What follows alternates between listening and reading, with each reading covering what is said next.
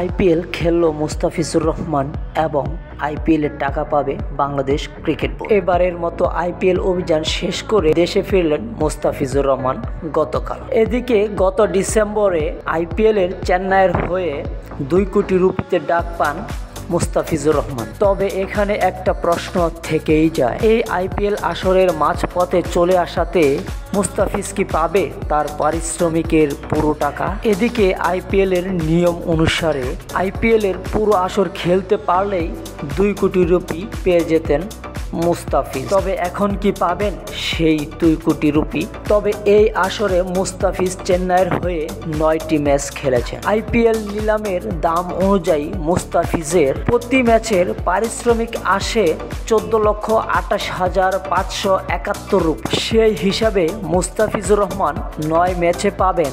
1,58,57,139 rupee. অবশ্য এই পুরো টাকাটা পাবে না মুস্তাফিজুর রহমান। এখান থেকে ভারতীয় সরকার ট্যাক্স বাবদ 20% কেটে নিবে। সেক্ষেত্রে আর বাকি আছে 1,02,85,712 রুপি। অবশ্য এই টাকাটাও পাবে না ফিজ।